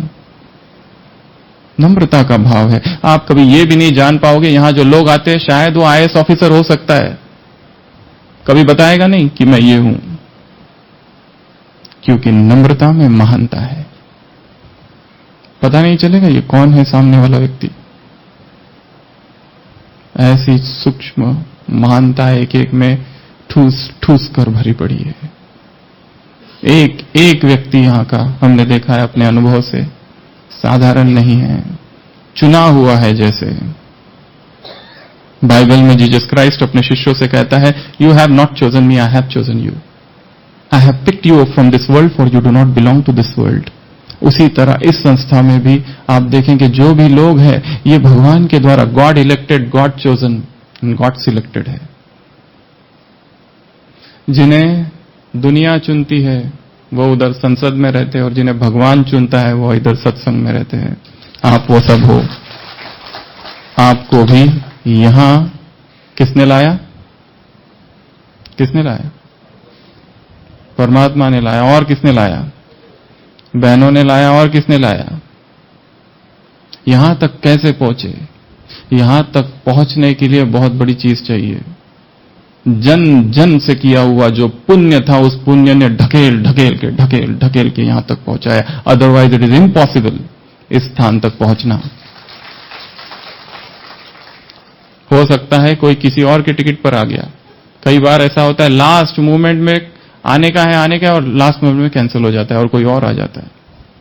बिना भाग्य के यहां तक कोई पहुंच भी नहीं सकता है।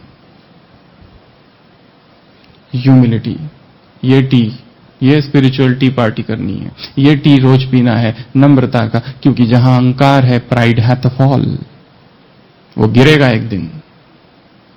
यहां पर एक शब्द आप सबके मुख से सुनेंगे, हमको बाबा ने निमित्त बनाया है। We are instruments. जैसे कोई नल है, नल का अपना कोई अहंकार नहीं है, क्योंकि पानी उस टंकी से आ रहा है। हम वो सब नल है। अभी हम बोल रहे हैं, हमारे बाद कोई और बोलेगा। महिमा हमारी नहीं है, हम तो केवल नल है। वो जल उस नल से आ रहा है, इसका भाग्य है ये।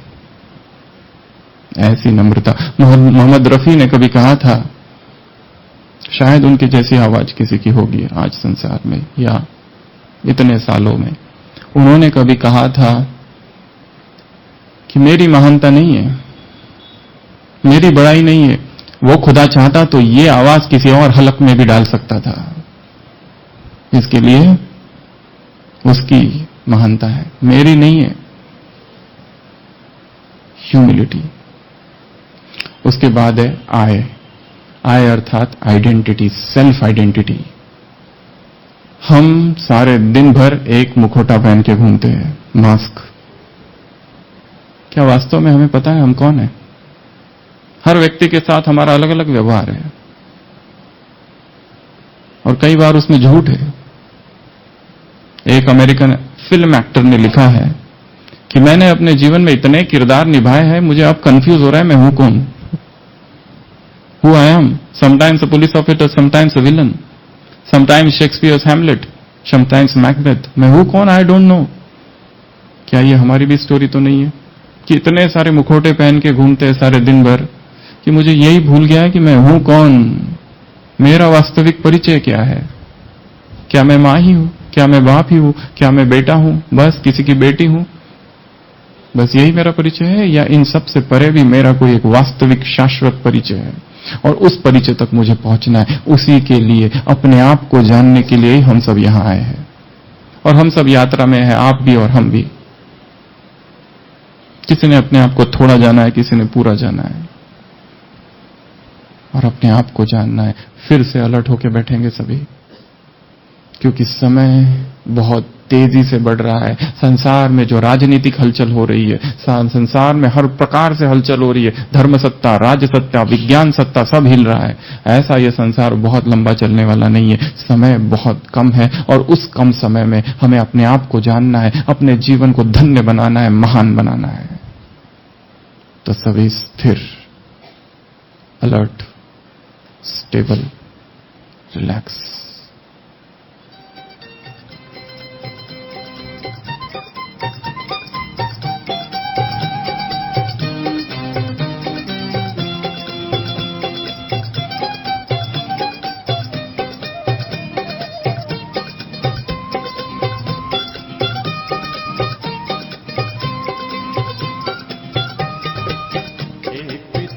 की हम संतान, एकता का है वरदान। एक पिता की हम संतान, एकता का है वरदान। हम सब रंग बिरंगे फूल हैं, एक बीज की हम पहचान। एक पिता की हम संतान, एकता का है वरदान।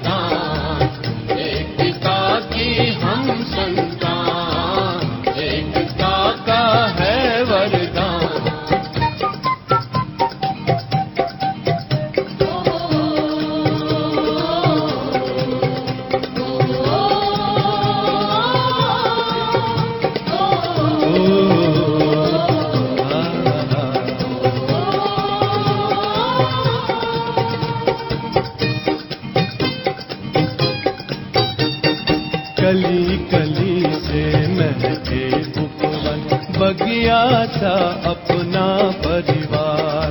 कली कली से महके उपवन, बगिया सा अपना परिवार। विश्व एकता लाने जग में हम बच्चे शिव का उपहार। विश्व एकता लाने जग में हम बच्चे शिव का उपहार। डाली डाली महके फिर से, मानव होगा देव समान। एक पिता की हम संतान, एकता का है वरदान। एक पिता की हम संतान, एकता का है वरदान।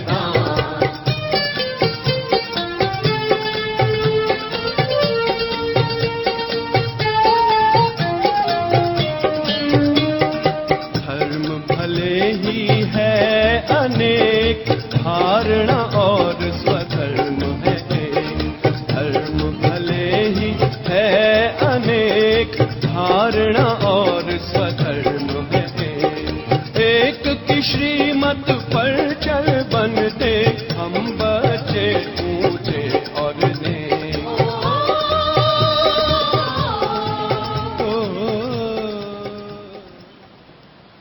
स्वयं के अस्तित्व की पहचान। कहां मैं भटक रहा था, कहां मैं खो गया था, मेरे इस जीवन का लक्ष्य क्या है, कहां बिखर गया था।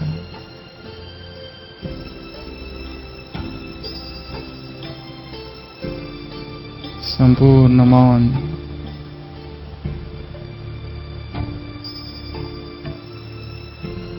स्वयं से बातें। हे मेरे मन, तुझे क्या चाहिए, क्यों भाग रहा है।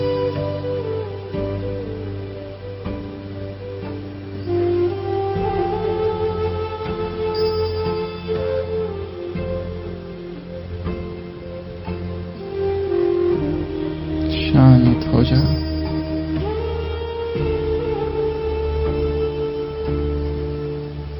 क्योंकि जो चाहिए वो बाहर नहीं, भीतर है। अंतर मन में समाया है।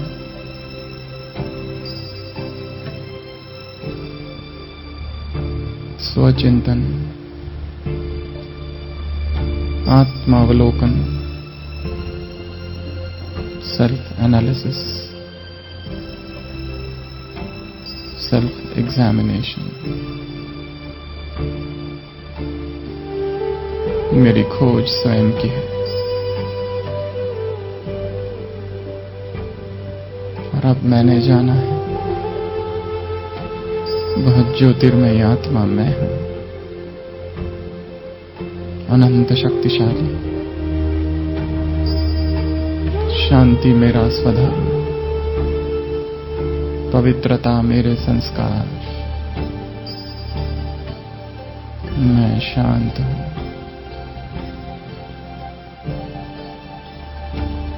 स्थिर हूं। ओम शांति।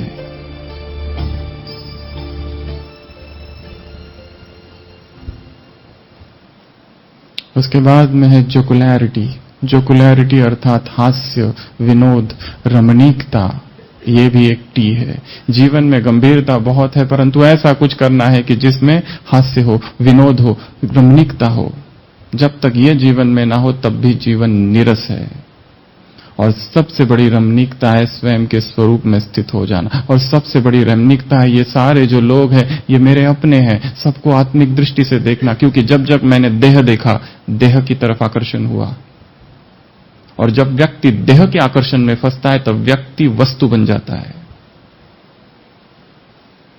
प्रेम और काम में यही अंतर है। The difference between love and lust is that in lust human becomes thing. अलौकिक रमणीकता लानी है। संसार में चीप एंटरटेनमेंट है, चीप कॉमेडी शोज है।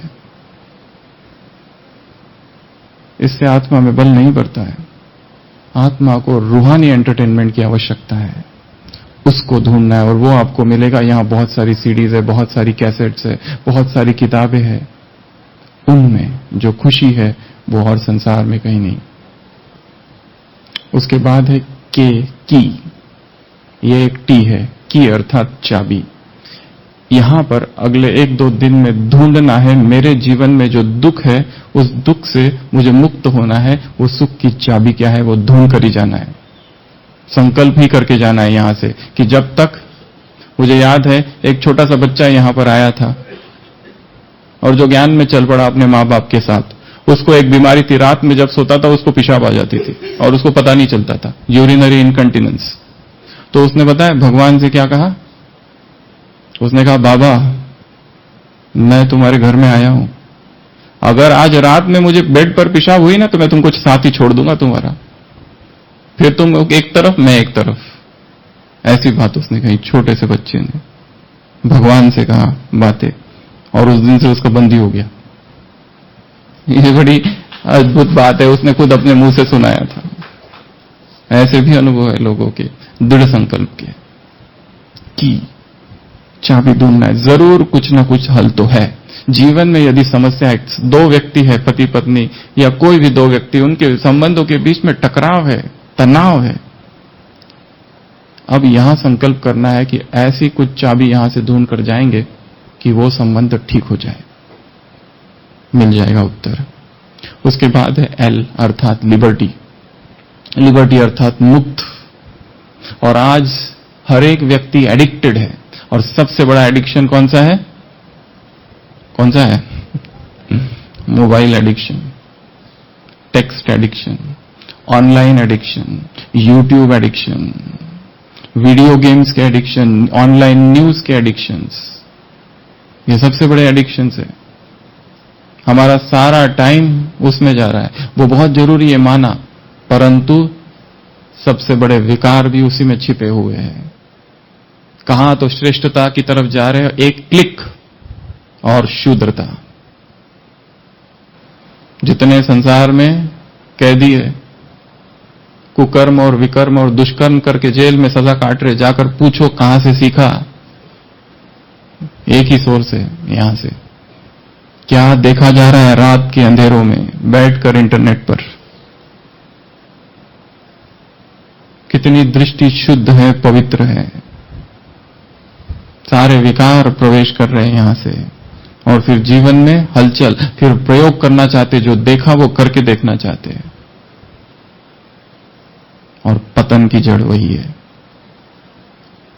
इसके लिए किसी ने कहा है, do not go online without a purpose. बिना पर्पस के इंटरनेट पर नहीं जाना है।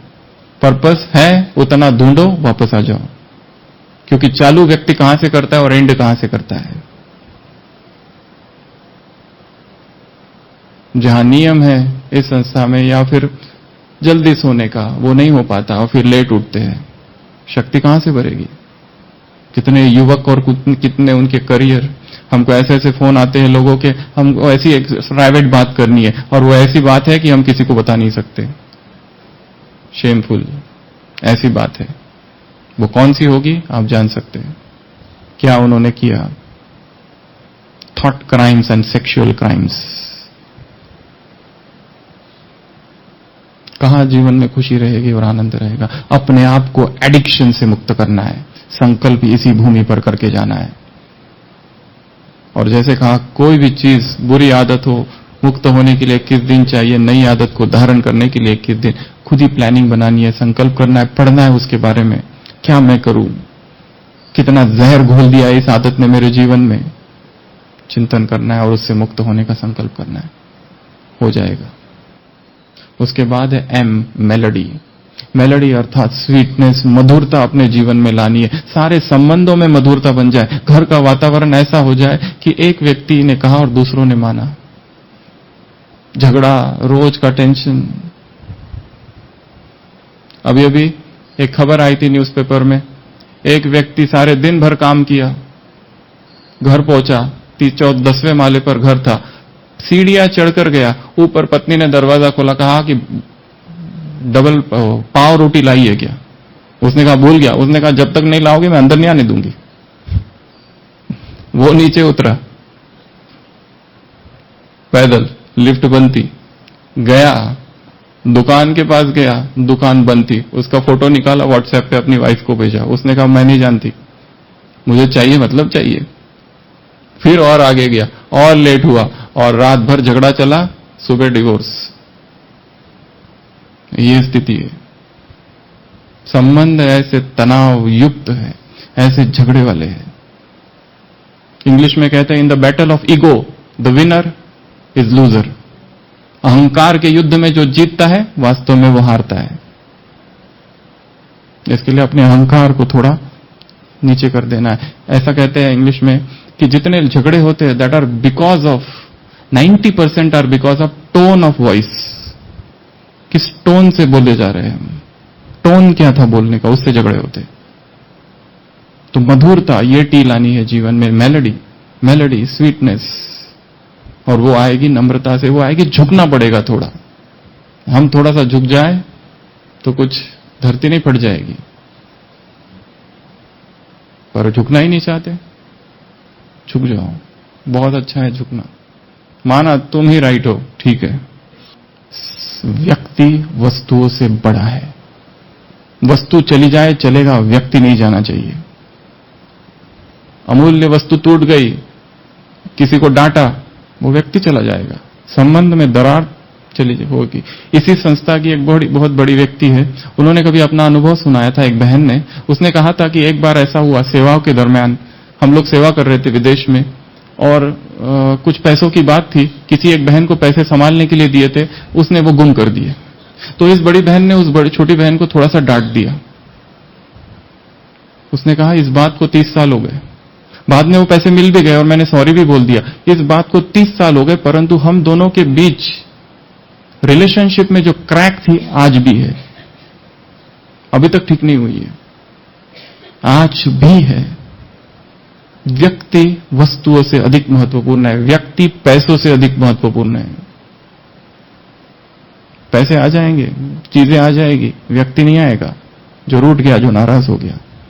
इसके लिए झुक जाना है, मेलोडी लानी है। उसके बाद है नोवेल्टी, अर्थात न्यूनेस, अर्थात नवीनता। वही तरीके का, उसी तरीके का जीवन। सुबह उठना, ये करना, वो करना, वो करना, वो करना। हर दिन कुछ तो नया हो, हमारे बोल में नवीनता हो, हमारे सीखने में नवीनता हो, कुछ तो नई भाषा सीखो, कोई नई स्किल सीखो, संबंधों में नवीनता हो, सेवाओं में नवीनता, हर बात में नवीनता। हम देखते हैं ऊपर हॉस्पिटल में लोग आते हैं, कभी कभी एक एक फूल एक एक पेशेंट को पकड़ाकर चले जाते हैं, कुछ भी नहीं कहते उनको, केवल फूल दे देते और चले जाते हैं। क्यों? उनको खुशी होती है। Something new, some new acts of goodness. अनाथ आश्रम में जाते हैं, किधर भी जाते हैं, थोड़ी सी सेवा करके चुपचाप आ जाते हैं, हमारा कहीं नाम ना हो। समथिंग न्यू लाना है जीवन में। जैसे आप यहां आए, यहां पर बहुत सारी नई नई बातें सीखने को मिल रही है, ऐसे ही कहीं कहीं जाते रहना है, जहां से भी सीख सको सीखना है और नवीनता जीवन में लाना है, नोवेल्टी। उसके बाद है अपॉर्चुनिटी, ओ अवसर। जीवन अवसर जरूर देता है, हम चूक जाते हैं। जीवन बहुत अवसर देता है सीखने की। यहां आना ही सबसे बड़ा अवसर है। यहां आना हर एक के लिए टर्निंग पॉइंट हो जाए। अब तक का जीवन और अभी यहां आए, इसके बाद का, जाने के बाद का जीवन should not be the same. अब तक माफ किया जा सकता था, पता नहीं था बहुत सारी बातों का, अब पता चला है। अब पता चला है ये करना चाहिए, ये नहीं करना चाहिए। अब जैसे जागृति हुई, अगर अब भी वही कर रहे, अब भी वही सारी दिनचर्या हो, अभी भी वही इंटरनेट और यूट्यूब में वही विकार में डूबे रहे, तो माफी नहीं मिलेगी। यहां की अदालत में तो छूट जाएंगे, एक इससे भी बड़ी अदालत ऊपर है, अवसर। नियति ने एक अवसर दिया है अपने आप को बदलने का, बदलना है। उसके बाद है पी, पॉजिटिविटी। ये एक टी लाना है। हर चीज में इतना निगेटिव हो गए, इतना निगेटिव हो गए। कई लोग देखते हैं हम यहां आने के बाद यहां पर भी निगेटिविटी ढूंढ लेते हैं। This is a ocean of positivity. पर जिसको निगेटिव देखना है वो देख ही लेगा, ढूंढ ही लेगा, यहां ये ऐसा करते, वो वैसा करते, यहां के लोग ठीक नहीं है, वगैरह वगैरह वगैरह। क्योंकि वृत्ति में ही निगेटिविटी है। क्यों? क्वालिटी। हम जीवन तो जी रहे, क्वालिटी क्या है पर उस जीवन की? पैसे तो बहुत कमा लिए, परंतु क्वालिटी क्या है लाइफ की? कितना सुख है घर में, कितनी शांति है, कितनी एकाग्रता है, कितने सुकून से आपस में मिलते हैं, बैठते हैं, बात करते हैं? शायद नहीं है। The quality has deteriorated. भौतिक सुख सुविधाएं बढ़ गई है, quality has gone down. Quality को लाना है, ये टी लाना है जीवन में। इस टी को पीना है कि we have to improve the quality of life, और वो इंप्रूव होगी स्पिरिचुअलिटी से, वो इंप्रूव होगी मेडिटेशन से। उसके बाद है रिस्पॉन्सिबिलिटी। अपने आप को रिस्पॉन्सिबिलिटी बनाना है, अर्थात मेरे एक एक विचारों का प्रभाव विश्व में फैल रहा है, पड़ रहा है। इंग्लिश में कहते हैं आकाशिक रिकॉर्ड्स। सुना है ये शब्द, आकाशिक रिकॉर्ड्स? हिटलर ने क्या कहा था, अब भी आकाश में है। महात्मा गांधी ने क्या कहा था, अब भी आकाश में। चंद्रगुप्त मौर्य ने क्या कहा था, वो भी आकाश में रिकॉर्ड के रूप में, ऐसा कहा जाता है।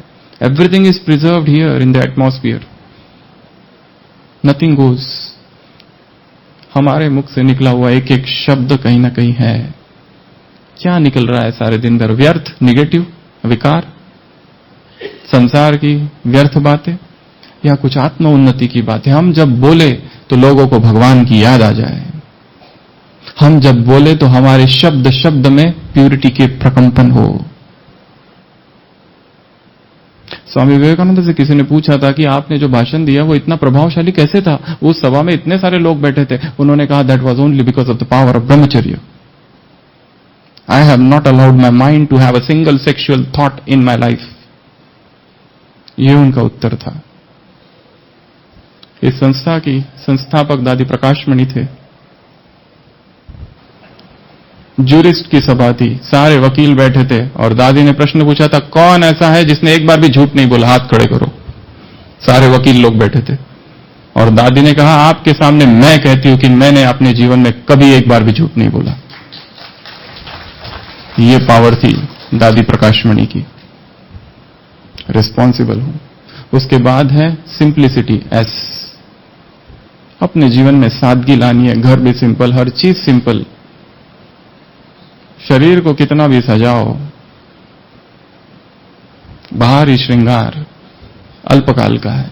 सच्चा सौंदर्य जो है वो है आत्मा का प्यूरिटी, आत्मा का प्यूरिटी का। सादगी हो जीवन में, हर चीज में सिंपल। बहुत ऊंचा नहीं, बहुत नीचा भी नहीं। लोग ये भी ना कहे तुम फकीर हो जैसे हो, भिखारी हो, ये भी नहीं, और ऐसे भी नहीं इतने थाट बाट, वो भी नहीं, मध्यम, ना अति ऊंचम ना अति नीचम। बुद्ध ने अपने मार्ग को कहा मच्छिम निकाय, द मिडल पाथ। अति सर्वत्र वर्जते, अति में नहीं जाना है, हर बात में बैलेंस, मिडल। उसके बाद है ट्रस्टी, 20वां ट्रस्टी। ट्रस्टी बनकर रहना है। जैसे बैंक का मैनेजर होता है, पैसे गिनता है पर उसको पता है ये पैसे मेरे नहीं, मेरी सैलरी मिलने वाली है। उस तरह इस संसार में भी ऐसे रहो जैसे कि ट्रस्टी है, ये सब उसका है। सूफी गीत है, राजी तेरी रजा में मुझे एतराज क्या है, तेरे पास बिजलियां है, तेरे पास बिजलियां, कब तेरी बिजली आ जाएगी और मेरे सब कुछ भस्म कर देगा, तबाह कर देगा।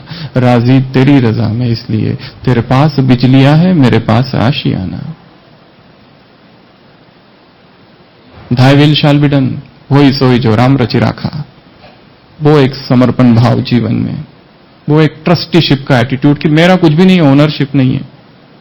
यहां पे आपने देखा होगा ऑल एंड नन है, हर एक को पूछो कहता है ये सब कुछ मेरा है। जैसे अभी अभी भाई जी बता रहे थे थोड़ी देर पहले, सब मेरा है और यहां का कुछ भी मेरा नहीं है। दोनों चीजें हैं, यहां का कुछ भी मेरा नहीं है और सब कुछ मेरा ही है। वो भाव सब उसका है, मुझे संभालने के लिए दिया हुआ है। I am just a trustee. And last unity, 21वां यूनिटी। जब हम ये जानेंगे कि सब सब सब हम जो है, हम सब एक बीज से जुड़े हुए हैं, हम सब एक बीज से जुड़े हुए हैं। वो तब होगा जब हमें अपने पिता का पता चलेगा कि वो परमात्मा मेरा पिता है, ये संसार की सभी आत्माएं उसकी संतान है, हम सब एक है। ये बहुत ऊंची बातें हैं, परंतु यही सत्य है। और जब तक ये जीवन में नहीं आएगी तब तक जीवन में परिवर्तन भी नहीं होगा। हमारे अपने जीवन में एक लास्ट बात, समय पूरा हो रहा है। जब हम 12th स्टैंडर्ड में थे, हमारे पिताजी हमारे लिए किताब लेकर आए, मेडिकल कॉलेज की एंट्रेंस की, सेवाग्राम की। उस किताब का नाम था the story of my experiment with truth, M.K. Gandhi. हमने वो किताब पढ़ी इसलिए क्योंकि एग्जाम देनी थी, क्योंकि सेवाग्राम मेडिकल कॉलेज में एडमिशन मिलने के लिए, क्योंकि उसमें फिजिक्स, केमिस्ट्री और बायोलॉजी के अलावा चौथा सब्जेक्ट था गांधीयन थॉट्स। और जैसे वो किताब पढ़ने लगे, पहला दिन, दूसरा दिन, तीसरा दिन, उस किताब में जो जो लिखा था हमको लगा जैसे हमारे जीवन का है। लेखक ने लिखा, मैंने चोरी की, मैंने पाप किया, मैंने झूठ बोला, मैंने मांसाहार किया, बीड़ी पी, सिगरेट पिया, चोरी की। हमको लगा हमने भी ऐसा किया है। और वो किताब पढ़ते पढ़ते पढ़ते पढ़ते अगले 6 मास हम मौन में चले गए। पिताजी को चिंता हुई, इसको क्या हो गया, क्यों ये बात नहीं करता है किसी से। ऐसी क्रांति हो गई कि जीवन जो संसार की ओर जा रहा था एकदम भगवान की ओर टर्न हो गया। और वहां से खोज चालू हुई। फिर उसके बाद में 4.5 साल MBBS के भगवान की खोज में बीते। एक तरफ मेडिकल की पढ़ाई, एक तरफ भगवान की खोज। MBBS पूरा हुआ, उसके बाद में इंटर्नशिप वो पूरा हुआ। उसके बाद में नागपुर में थे अपने भाई के पास, वहां से फिर से भगवान की खोज चालू हुई। और संसार की लगभग ऐसी कोई संस्था नहीं होगी, कोई संस्था नहीं, कोई धर्म नहीं, कोई क्रीड नहीं जहां हम नहीं गए। Every institution, relative religion, relative comparative study of religions, every eastern western philosophy, Saint Bernard, Saint Paul, Saint Assisi, इधर हिंदू धर्म, तुलसीदास, एकनाथ, चैतन्य, सारे सारे सारे ईस्टर्न वेस्टर्न फिलॉसफी। और लास्ट में ऐसा वैराग जागा और उस अवस्था में हम यहां आए थे। और यहां जो आए और इस वातावरण में जो आए, एक नया जन्म हो गया। तो ये जो स्थान है परमात्मा अवतरण भूमि है, शक्ति की भूमि है। यहां से आकर परिवर्तित होकर ही जाना है। तो ऐसी स्पिरिचुअल टी पार्टी जिसमें 21 टाइप्स ऑफ टी जो अभी हमने देखे, उसका अनुभव करना है। सभी फिर से अलर्ट होकर बैठेंगे। लास्ट